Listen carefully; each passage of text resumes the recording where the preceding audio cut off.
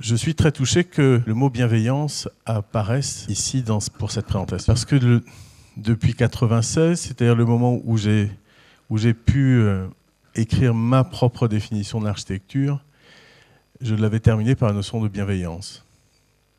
Donc pour moi, l'architecture est une installation de la vie par une matière disposée avec bienveillance.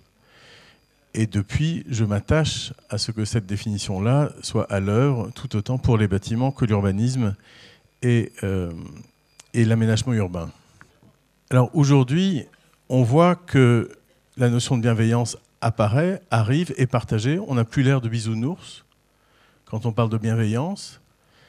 La fin du XXe siècle était un peu cynique, on va dire. Aujourd'hui, les choses ont quand même changé, au point que certaines personnes qui font du stratégie d'entreprise pensent même que la bienveillance est une très bonne manière de faire marcher une entreprise. Pour moi, ça ne peut pas être une stratégie, c'est une manière de se poser par rapport au projet qui est à faire. C'est une position, une tenue, ça n'est pas une stratégie à proprement parler.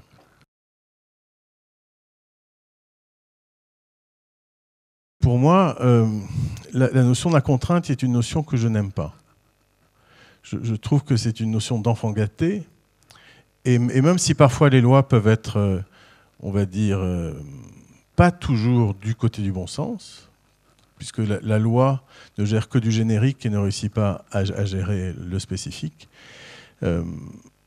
La loi, dans les pays comme les nôtres, encadre toute action, et d'une certaine manière, la loi est une donnée, ce n'est pas une contrainte. Et quand on est amené à aménager un territoire, ce qui est le cas des architectes, on nous donne tout. On nous donne le territoire, on nous donne le programme, on nous donne le lieu, on nous donne l'argent, on nous donne le sujet, on donne les gens avec qui le faire. Et du coup, j'ai toujours un souci avec cette idée que tout ça, c'est de la contrainte. Comme si le budget était une contrainte, alors que c'est un cadeau. Comme si le lieu était une contrainte parce qu'il y a une géométrie bizarre, alors que c'est un cadeau, etc., etc. Donc pour moi, l'idée, c'est plutôt de trouver en quoi tous les lieux et toutes les différences et tous les programmes apportent leurs propres caractéristiques positives.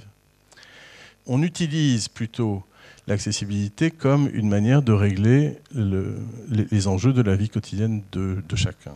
Ce travail-là m'a amené à une, c'est pas une théorie, en tout cas une proposition de ce que j'appelle la ville de la pantoufle.